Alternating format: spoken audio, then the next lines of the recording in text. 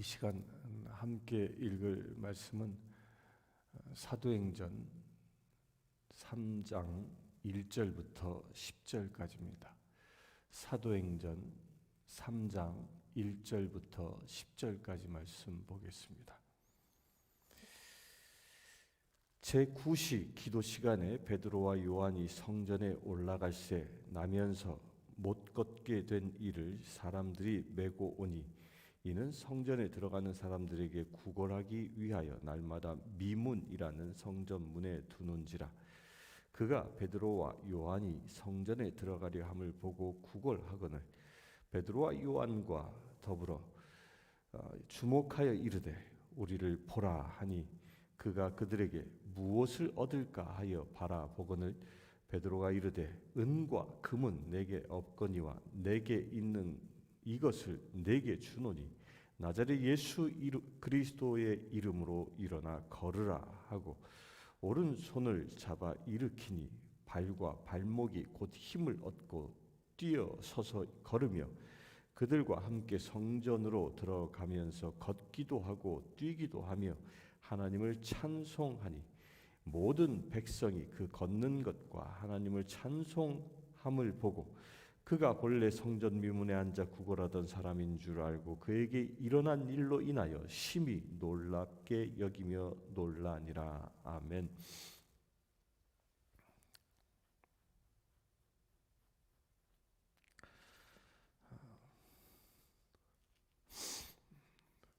오늘 읽은 말씀 3장 1절은 이제 초대 교회가 시작되어지고 기록되어진 그 성령의 놀라운 기적의 역사를 기록하고 있습니다.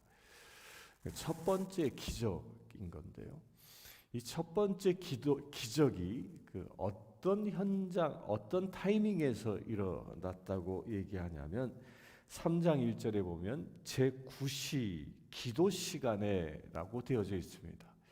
제9시 기도 시간, 이 제9시는 지금 현대의 시간으로 얘기하면 오후 3시 정도 되는 시간입니다. 이스라엘 사람들은 하루에 3번 성전에 가서 기도했습니다.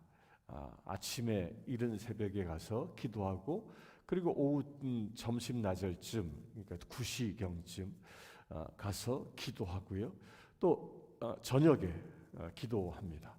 그런데 이제 유대인들의 그 하루의 시작은 저녁부터 시작되기 때문에 유대인들의 개념으로 따지면 그 9시 이 시간이 이제 하루를 끝내는 시간과 거의 같습니다. 하루의 그 중간 시간과 같은데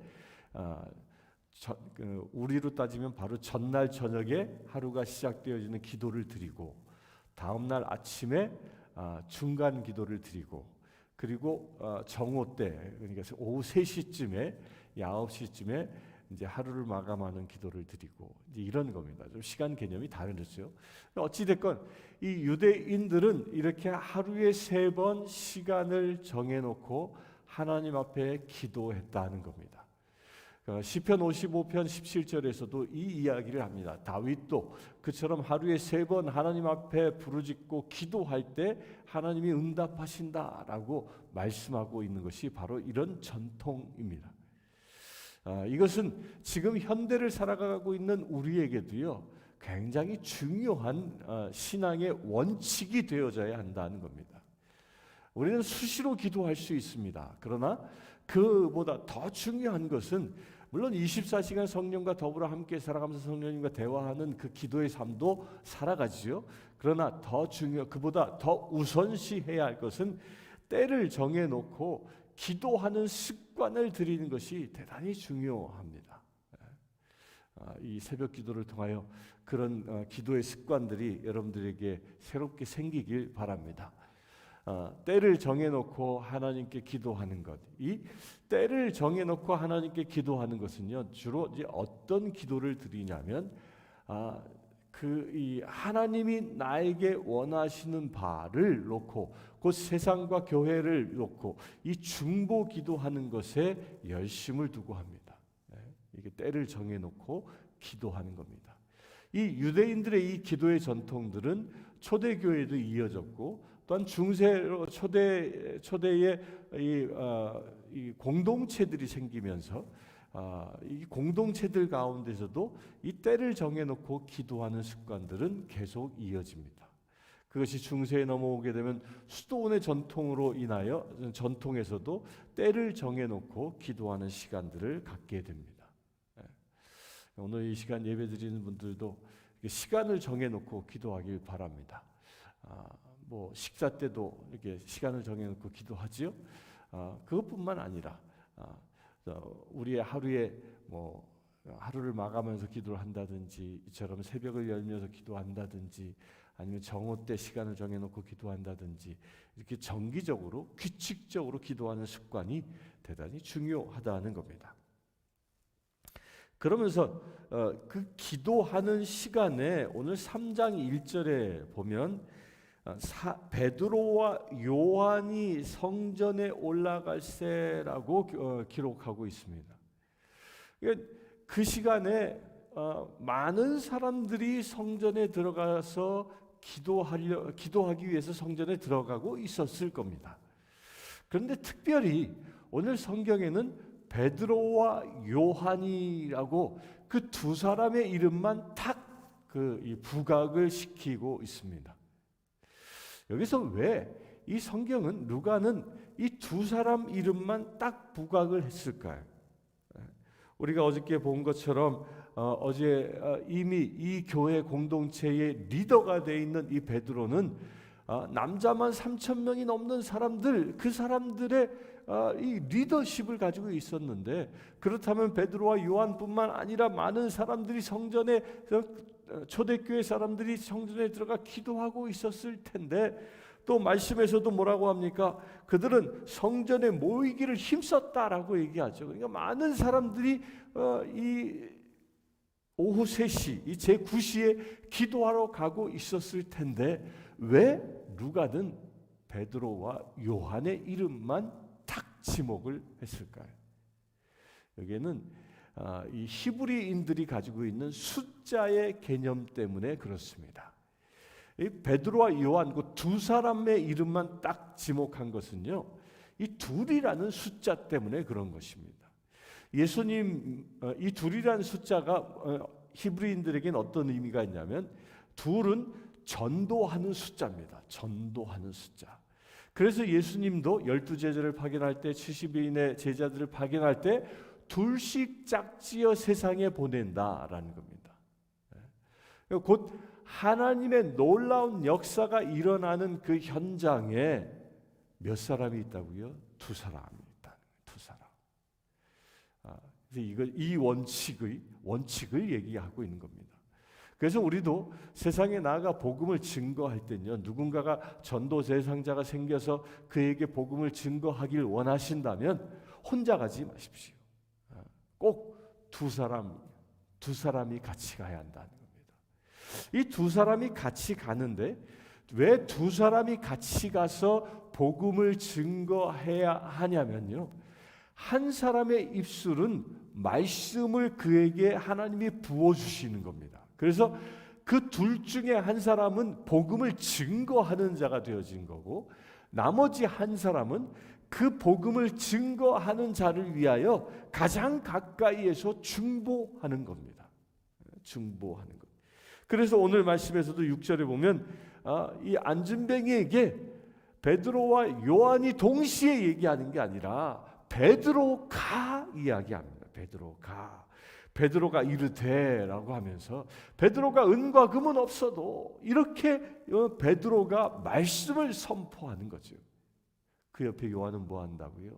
중보 기도하는 겁니다. 이게 두 사람의 원칙에서 각자에게 주어진 역할이라는 것입니다. 꼭 기억하십시오. 누군가에게 복음을 전한다, 또 누군가를 위하여 기도한다, 치유기도 한다, 사역을 한다 할 때는 혼자 하는 게 아니라 둘이 하는 것이다. 둘이. 그렇게 되길 바랍니다. 그렇게 전도에 힘쓸 수 있게 되길 바랍니다. 그렇게 두 사람이 이제 성전에 올라가는데 그 성전 미문에서 나면서부터 안진뱅이 된 사람을 만납니다. 이 성전 미문이라는 말은 이 미문 그대로 말 그대로요 아름다운 문이에요. 아름다운 문. 그래서 영어 성경에도 beautiful gate라고 표현되어져 있습니다. 그러니까 아름다운 문이에요. 왜 그것이 아름답냐면 헤롯이 이 성전을 재건하면서 그 문에 은과 금으로 장식을 한 겁니다. 은과 금으로. 놀랍죠. 그러니까 어마어마한 돈을 투자해서 이 게이트를 만든 겁니다.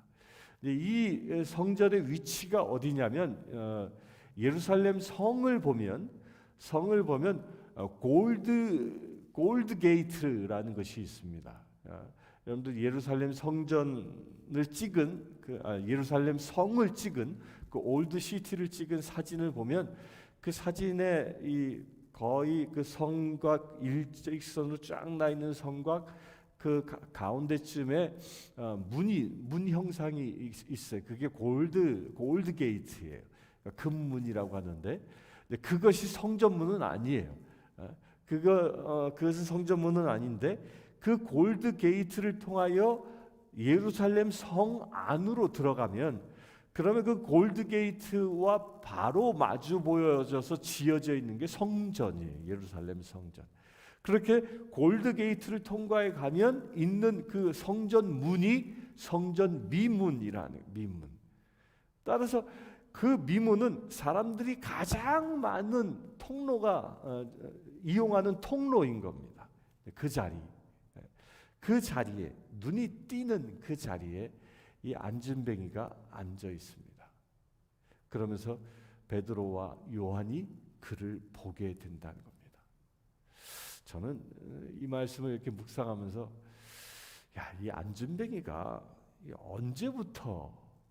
언제부터 이 성전 미문에 앉아서 구걸을 했을까? 그건 정확한 때는 알지 못합니다. 그런데 보면 사람들이 날마다 이 안진뱅이를 메고 와서 거기 출근시킨 거예요. 그러면서 이런 생각이 퍼뜩 들었습니다. 이 베드로가 지금 이 안진뱅이를 본 시점은 예수님이 승천하신 지 얼마 안 된 시점이거든요. 그러면 예수님이 성전에 들어가실 때에 이 안진뱅이는 없었을까?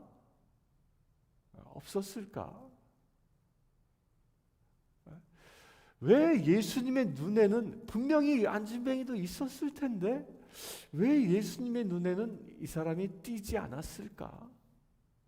이런 생각을 하게 됩니다. 그러면 예수님께서 이 안진뱅이를 고칠 수 있었을 텐데 왜 베드로와 요한의 눈에 띄게 해서 베드로와 요한을 통하여 치유할 수 있도록 하셨을까? 여기에는 중요한 답이 한 가지 있습니다. 모든 하나님의 일은요, 하나님이 정하신 때에 하신다는 겁니다. 그러니까 이 미문에 앉아 있는 안진뱅이는 베드로를 통하여 역사하실 것을 이미 하나님이 정하신 것입니다. 그렇게 볼 수 있게 되길 바랍니다. 그렇게 하나님이 정하신 때에 베드로의 눈이 열리는 겁니다. 베드로도 수도 없이 이 성전 미문을 드나들었는데 오늘따라 눈에 띄었던 것이죠. 왜? 하나님이 정하신 때이니까. 여러분들 이 점을 명심하기 바랍니다. 여러분들의 눈도요, 하나님이 정하신 때에 눈이 열리는 일들이 일어납니다. 평상시에는 그냥 아무렇지도 않게 지나갔던 어떤 장소가, 또한 평상시에는 아무렇지도 않게 보았던 어떤 사람이 특별히 눈에 들어오는 그런 때가 있지 않습니까? 또 평상시에는 그냥 아무 생각 없이 살았는데 어느 날 갑자기 누군가가 탁 떠오르고 그런 때가 있지 않습니까? 바로 그런 때는 하나님이 정하신 때라고 믿으시길 바랍니다. 오늘 베드로와 요한의 그 눈을 열어서 이 안진뱅이를 보게 하신 것처럼, 그리하여 기적을 행하실 것을 예정하신 것처럼 여러분들의 눈이 열려서 어떤 것들이 새롭게 보여지고 새롭게 생각되어지면 바로 그것이 하나님이 일하시는 때, 하나님이 그를 위하여 그 어떤 사건을 준비하기 위하여 일하시는 때라고 믿고 행하시길 바랍니다. 여러분들, 병자가 생각납니까? 그러면 그를 위하여 기도할 때인 겁니다. 그렇게 하나님이 정하신 때에 우리의 눈을 열어주신다는 겁니다. 그리하여 눈이 열린 베드로와 요한, 베드로가 요한과 더불어 이 안진뱅이에게 이렇게 얘기합니다. 그를 뚫어지게 바라봅니다. 그리고 우리를 보라 합니다. 자, 여기서 봐요. 제가 방금 말씀드린 대로 하나님은 모든 것이 정하신 때에 일을 하십니다. 그래서 우리의 눈이 하나님의 눈이 되어지는 때가 있는 겁니다. 그걸 어떻게 구별할 수 있냐면요, 우리 육신의 눈은요 아름답고 좋고 잘난 것들만 보기를 원합니다. 그래서 뭐 차를 타고 가다가도요, 아주 고급 승용차가 가면 그게 눈에 딱 띄지 않습니까? 아름다운 옷을 입은 사람이 보면 뭐 그게 눈에 딱 띄는 거죠. 또 건물을 봐도 아름답게 지은 건물이 있어서 눈에 딱 띄는 거예요. 우리의 눈에는 그렇게 아름답고 좋고 또 건강하고 튼튼하고 뭐 이런 것들을 이 시선이 가게끔 되어져 있습니다. 그게 육신의 눈이에요. 그러나 성령님이 우리의 눈을 열어 주시면 아름답고 건강하고 좋은 것들을 보게 하는 것이 아니라 병들고 아픈 그런 기도의 제목들을 보게 하신다는 겁니다. 육신의 눈과는 달리, 그리하여 이 성령의 시선으로 영혼이 병든 자, 성령의 시선으로 도움이 필요한 자, 이런 사람들을 보게 만드신다는, 이게 눈이 열리는 것입니다. 예전에는 보기 싫어했던 것들이 보여지게 되는 겁니다. 여러분들도 그와 같은 눈이 열리게 되길 바랍니다. 육신의 시선은 잘난 것만 보지만 성령님의 시선은 아픈 것을 보는 것입니다. 그리하여 그런 눈으로 베드로와 요한이 이 안진뱅이를 바라봅니다. 안진뱅이를 바라보며 이 요한이 베드로가 이 안진뱅이에게 한 가지를 요구합니다. 우리를 보라라고 얘기합니다. 우리를 보라. 이게 아주 대단히 중요한 얘기입니다. 성령 하나님의 놀라운 능력으로 안진뱅이를 고치는데 그 첫 번째 도전이 뭐라? 날 보라는 거예요. 날 보라. 날 보라. 여러분들도 그런 도전을 받으시길 바랍니다. 누군가가 기도 제목이 필요하고 그를 위해서 기도합니까? 그를 찾아가서 복음을 증거합니까? 그러면 베드로처럼 날 보라. 내 안에 계신 성령을 보라. 이렇게 도전할 수 있게 되길 바랍니다. 그렇게 우리를 보라 하니 여기서요, 예수님이 기적을 행하셨던 그 이 조건과 조금 다른 뉘앙스가 있습니다. 예수님은 주로 이런 얘기를 많이 하셨죠. 내 믿음이 너를 구원하였다. 이렇게 그에게 믿음이 있음을 보시고 이렇게 그 치유받고자 하는 열망이 있는 사람들을 주로 고치셨어요. 예수님께서는. 그런데 오늘 말씀에 보면 안진뱅이는요, 그런 치유에 대한 열망, 기대감은 전혀 없습니다. 뭐라고 합니까? 그가 그들에게 무엇을 얻을까? 날 보래? 쳐다보니까 돈 한 푼 줄래나 보다. 무엇을 얻을까라고 바라보았다라는 거예요. 무엇을 얻을까? 그는 치유에 대한 욕망도 없었습니다. 그죠? 베드로나 요한이 그의 주머니에서 동전 한 입을 던져주는 것을 기대하고 보았던 것이죠. 돈 한 푼을 기대했던 것이죠. 그런 그에게 베드로가 이렇게 얘기합니다. 야, 내가 은과 금 없어. 나한테 그 돈 달라고 그러지 마. 이걸 선언해버리는 거예요. 은과 금은 내게 없거니와 내게 있는 것 이것을 내게 주노니 나자렛 예수 그리스도의 이름으로 일어나 걸으라. 네가 나에게는 지금 한 푼 달라고 절박한 마음으로 바라보고 있지만 나는 돈을 줄 수는 없고 예수 그리스도의 이름으로 일어나 걸으라. 놀라운 선언을 합니다. 저는 이 말씀을 이렇게 읽다가 이런 생각을 퍼뜩 했습니다. 만약에 베드로나 요한이 호주머니에 돈을 가지고 있었으면 어떻게 했을까? 그러면 이 안진뱅이의 제 생각입니다. 안진뱅이의 치유보다는 내게 돈이 있지. 하나님이 저 사람에게 이것을 빵을 사 먹으라고 나누어 주라고 내게 지금 돈을 주셨나 보다라는 생각을 하고 아마 돈을 주지 않았을까. 그러나 베드로와 요한에겐 은과 금, 이 돈이 없었던 겁니다. 무엇만 있었습니까? 예수 그리스도가 있었던 겁니다. 그래서 토마스 아퀴나스는 이런 얘기를 하지요. 초대 교회는 은과 금은 없었으나 예수 그리스도 성령의 능력이 있었다. 그러나 중세 교회는 은과 금은 넘쳐나는데 예수 그리스도 성령의 능력이 사라져 버렸다. 어쩌면 이 토마스 아퀴나스의 이 이야기가 당시 교회를 분석했던 이 이야기가 현대 교회도 적용되는 것이 아닌가. 또한 이것은요, 우리 개인의 삶에서도 마찬가지인 겁니다.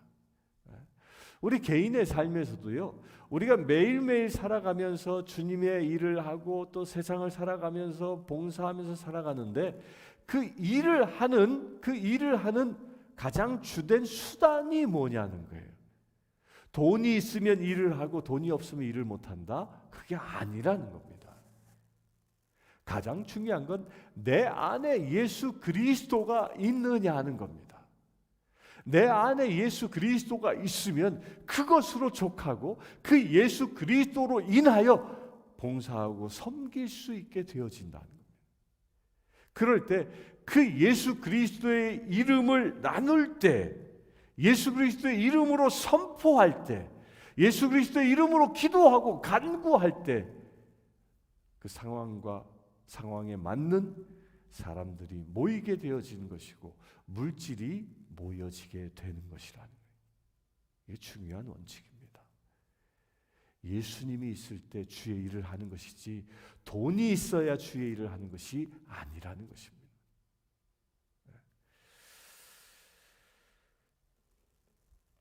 그렇게 예수님이 베드로가 예수의 이름으로 일어나 걸으라라고 명령합니다. 그렇게 명령하면서 7절에 보면 오른손을 잡아 일으키니 발과 발목이 곧 힘을 얻고 뛰어 서서 걸으며라고 되어져 있습니다. 자, 여러분들 한번 생각해 보세요. 이 안진뱅이는요, 나면서부터 이 다리가 불구로 태어난 사람이에요.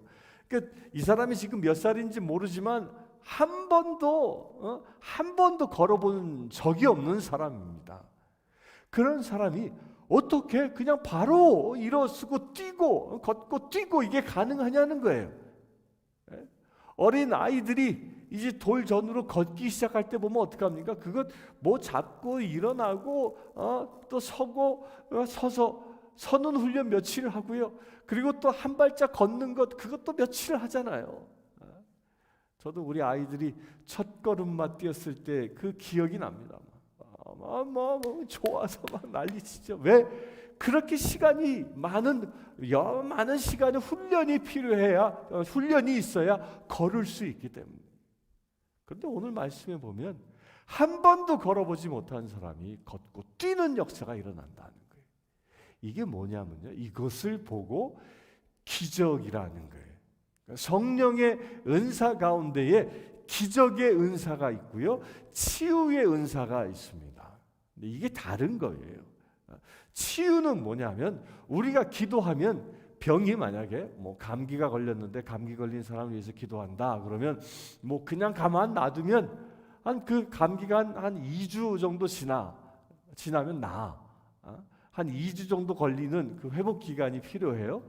그런데 그 감기의 치유를 위하여 기도하면, 치유의 은사가 그에게 임하면요, 2주 걸릴 게 일주일 만에 끝나고 3일 만에 끝나고 그 치료의 기간이 단축되어지는 겁니다. 이게 치유의 역사예요. 그러나 한순간에 일어나는 것, 안진뱅이가 불떡 일어난 것처럼, 중풍병자가 바로 펴지는 것처럼, 이렇게 한순간에 일어나는 걸 보고 기적이라는 거예요. 오늘 초대교회에 성령 하나님께서 행하신 첫 번째 사역이 바로 이 기적이었던 겁니다. 기적, 이런 표적이었던 겁니다. 여러분들에게도 이런 일들이 일어나길 바랍니다. 이렇게 기적을 경험하여 이 치유되어진, 완전히 회복되어진 이 안진뱅이가 제일 첫 번째로 한 일이 무엇이냐면 하나님을 찬송했다라는 거예요. 하나님을 곧 이 찬송했다라는 것은 예배했다라는 말입니다. 하나님을 예배하는 자로 회복되어졌다. 자, 이 이야기는요, 이제 영적인 눈으로 보면 이렇습니다. 이것은 우리와 무슨 관계가 있냐면, 우리 안에도요, 영적으로 안진뱅이와 같은 영역이 있다는 겁니다. 그렇지 않습니까? 안진뱅이처럼 걷고 뛰며 찬양하지 못하게 하는 그 어떤 영역들이 내 안에 있다는 겁니다. 그런 영역들이 있다면 이 시간 나사렛 예수 그리스도의 이름으로 명령하니 일어나 걸으시길 축원합니다. 온전히 자유하지 못하게 하는 그 내 안에 어떤 영역들, 그런 것들을 주님께서는 회복시키기를 원하신다는 겁니다. 여러분들 믿음 가운데 그런 것이 있습니까? 어떤 핸디캡이 있습니까? 영적으로 연약한 부분들이 있습니까? 상황과 조건만 되어지면 그 유혹에 쉽게 빠져버리는 그런 어떤 연약한 점들이 있습니까? 그런 것들이 있다면 예수 그리스도 이름으로 명하노니 모두 회복되시길 축원합니다. 어떻게? 안진뱅이처럼 회복되어져야 한다. 따라서 내가 온전히 회복된 자라는 증거는 어떻게 나타나야 하냐면, 내 삶의 모든 영역들이 이 안진뱅이처럼 주님을 찬양하고 있다면 그것은 성령 하나님이 나를 회복시키신 겁니다.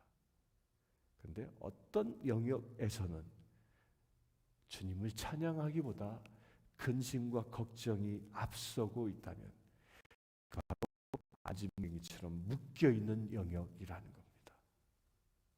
그것이 자녀의 영역입니까? 이 시간 예수님의 이름을 명하노니 자녀의 문제로 인하여 묶여있는 모든 사랑하는 지체님들의 그 영들은 풀어질지어다. 일어나 찬양할지어다. 근심과 걱정이 떠나가고 찬양하는 영역으로 변화되시길 축원합니다. 그것이 내 몸 안에 병약함입니까? 그렇다면 예수 이름으로 명하노니 풀어지시길 축원합니다. 미래에 대한 염려입니까? 그것 또한 예수 이름으로 명하노니 모든 묶임은 풀어질지어다. 다 풀어져야 합니다. 우리 교회도 마찬가지입니다. 이 교회도 이 세상이 지금 교회를 내리 묶고 있지 않습니까? 이런 묶임들이 예수 그리스도의 이름 명하노니 풀어질지어다. 이 영적으로 묶임들이 이 안진뱅이의 다리가 풀린 것처럼 풀려지는 오늘 되길 바랍니다. 그렇게 풀려진 증거가 무엇이라고요? 찬양하는 겁니다. 찬양하길 바랍니다. 진정으로 여러분들이 찬양할 때 안진뱅이처럼 하나님께 영광 돌릴 수 있게 되어지고, 그럴 때 안진뱅이처럼 하나님의 예배자로 서지는 놀라운 역사가 이 시간에 일어날 줄 믿습니다. 잠시 기도하겠습니다. 주 아버지 하나님, 우리 안에 영적으로 묶인 것이 있습니까? 근심과 걱정으로 묶인 것이 있습니까? 그 모든 것들이 이 시간 예수 그리스도의 이름으로 끊어지기를 원합니다. 주님 역사하여 주시옵소서. 우리 안에 참 자유케 하시고, 모든 영역이 근심 걱정하는 것이 아니라 찬양하며 예배하는 거룩한 영역들, 지체들 되게 하여 주시옵소서. 우리 주 예수 그리스도의 이름으로 기도드리옵나이다. 아멘. 이 시간 찬송 292장